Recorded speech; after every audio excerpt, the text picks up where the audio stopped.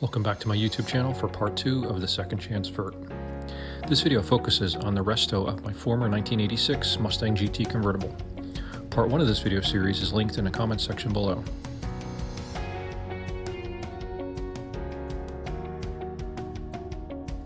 Here's a quick recap of the repairs that were covered in part 1. Once the new paint was fully cured, I went into the cut and buff process.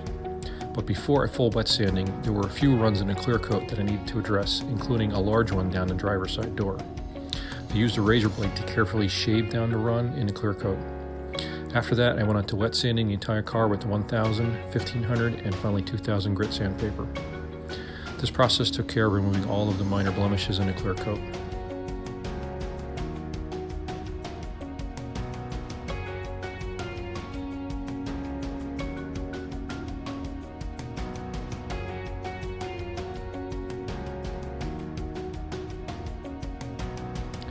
I used two separate steps of buffing, first with rubbing compound, then a second with glazing compound.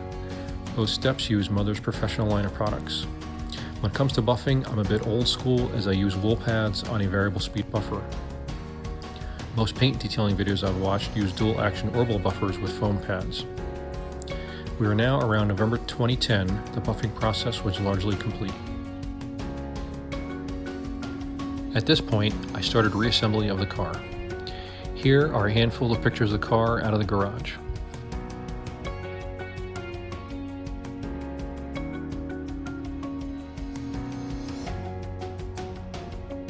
Also note to future self, use at least one fastener on the rear taillights. I didn't, and I ended up backing over one of the taillights after these pictures were taken. So I bought a used assembly off eBay. I masked and scuffed the right taillight for some flat black paint. Next on the agenda were to prep and paint the side moldings and bumper rub strips. Previously, I had purchased 2 cans of SEM bumper paint in charcoal gray.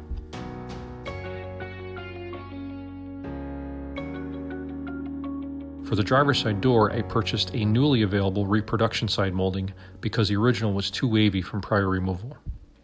The overall fit was good, but I ended up painting it to ensure that it matched all the other side moldings on the car. It's attached with 3M automotive double-sided tape.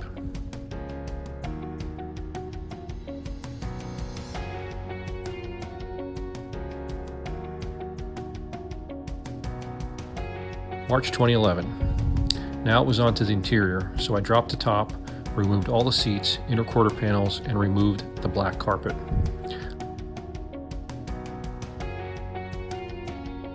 I decided to go with the original gray carpet on this car to match the rest of the interior. I think the carpet came out pretty well.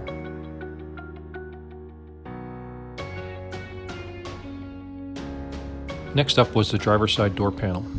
It was pretty ratty due to moisture damage. I used a budget build. I spent a whopping $6 on a new backer board and some new push pins to fix it. Here's the shape of the old backer board that I removed. Here's the door panel with the new backer board, then I glued the original lower carpet back on.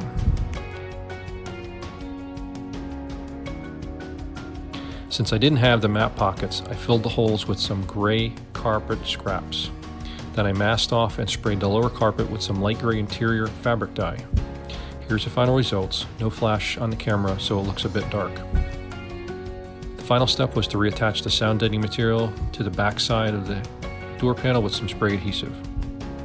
After repair, I installed the door panel back in the car. This picture was taken with the camera flash on. Okay, lots of little stuff got done. I fixed the quarter window motors, aligned all the glass, figured out why the top motor wasn't working, and finally installed the quarter window dew wipes. So now the car has all new dew wipes. So that allowed me to finish installing the interior. The front seats were just some spares that I had out of an Aero GT parts car. Remember that the original leather seats were trashed. Now that the interior was pretty much finished up, I started working on the bottom side of the car. And I freshened up the rear wheel wells with some black paint. I also spent some time addressing the exhaust. A previous owner had added some aftermarket exhaust extensions, as you can see in this picture from when I first bought the car. They were longer than a normal LX style tip, so I trimmed them down at an angle to look a bit closer to original. Then I cleaned them up and painted them silver. After that was done, I added a set of classic 5.0 emblems to both fenders. This car ended up having two major leaks. The first was the front drain plug on the oil pan. Turns out that a previous owner used these aftermarket sway bar mounts, which caused the front drain plug to rub the sway bar during suspension travel. I originally tried to quote-unquote fix the leak from the front drain plug. Here you can see my failed attempt at welding a jam nut onto the pan. So out came the engine hoist for removal, then it went off with the original oil pan. I sourced a new pan from NPD, and while I was in there, I changed the rear main seal. The new pan and gasket went on without a hitch. While the engine was out, I checked over the engine bay, which was reasonably clean. I decided not to go full bore and repaint it. I just cleaned it up and did some minor touch-up. And here's where I started with the snowball effect. While the engine was out, I checked the motor mounts and the driver's side was significantly loose. I whipped out the breaker bar and proceeded to snap off 3 of the 4 motor mount bolts in the block. I ended up having to use a drill and tap to clean that cluster F. Boy, was that a major pain in the ass. A rebuilt rack and pinion from Napa went in to replace the original leaky unit. At this point, the car was finally leak-free. Here's a shot from the bottom side showing both the new oil pan and steering rack. Shout out to my friend Doug to help me with this part of the process. I was actually getting really discouraged with the motor mount fiasco.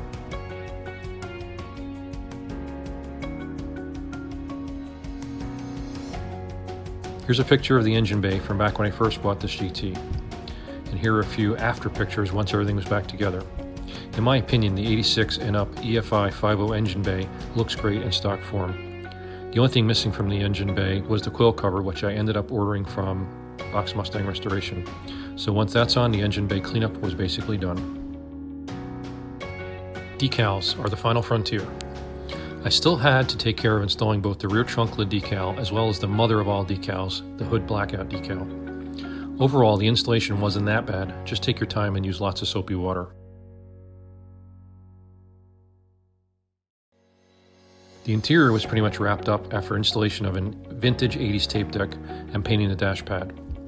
I also installed a set of original Markel fog lights. At this point in the project, I was pretty happy with how the car had turned out. It was nice to finally drive it after owning it for almost a year and a half. It's now June of 2011, and here are some pictures of the car mostly completed.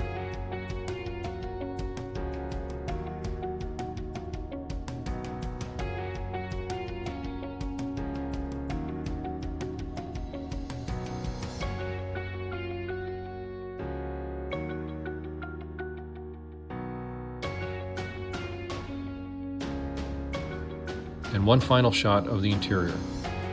I even got a chance to drive my 86 Vert to a car show at the now defunct Mustangs Unlimited facility in Manchester, Connecticut.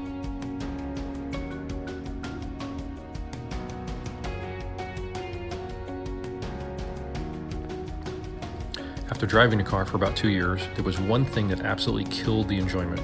This car had a heavy-duty aftermarket clutch. I decided to go back with a stock clutch for better pedal feel. So after a few hours under the car, out came the transmission and associated components. Here's what we got. It's a greasy, grimy mess.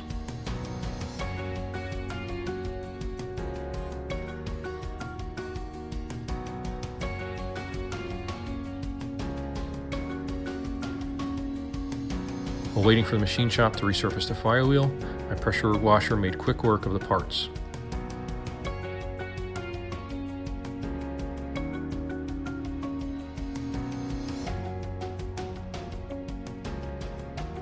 The new clutch and clutch cable made the car feel like new again, and my left leg thanked me.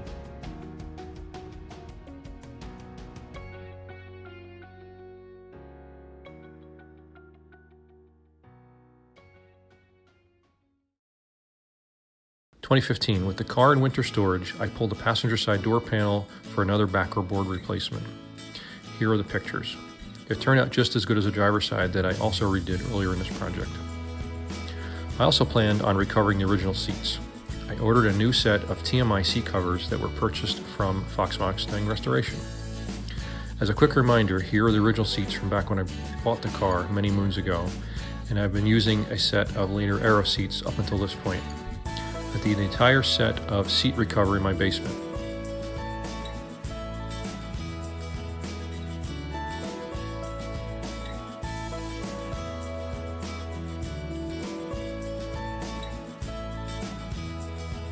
While I had the seats out, I also replaced all of the seat belt sleeves. And here's the final result. I reused all the original seat foam, but I did have to fix the driver's side seat back frame, which had the typical gangsta lean. I ended up adding some additional wire support to the back of the seat to help out the old foam.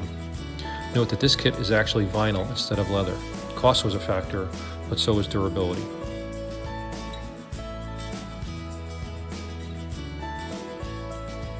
The last project was a steering wheel upgrade. There was nothing wrong with the original steering wheel, but I wanted the feel of a thicker wheel like modern vehicles. I bought an inexpensive steering wheel cover from eBay and put it on myself. This was the second steering wheel I've recovered. The last one was in my 86 9L SVO project. I decided this time it would be easier with the wheel removed. I added a thin layer of foam padding under the cover for it to fit properly. I think it turned out really good. Here's a close-up of the cover / stitching. And here's what the kit looks like from the eBay ad. By the way, this cover only cost $4.99 shipped to my door back when I bought it.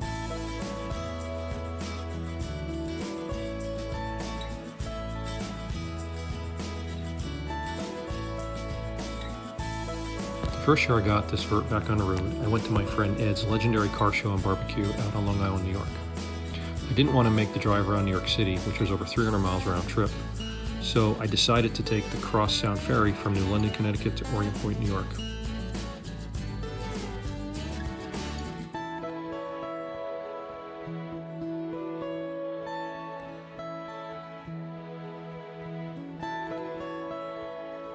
The car show and barbecue was great, and the boat ride down and back made this trip awesome. I had another friend, Rock, as my co-pilot for the trip.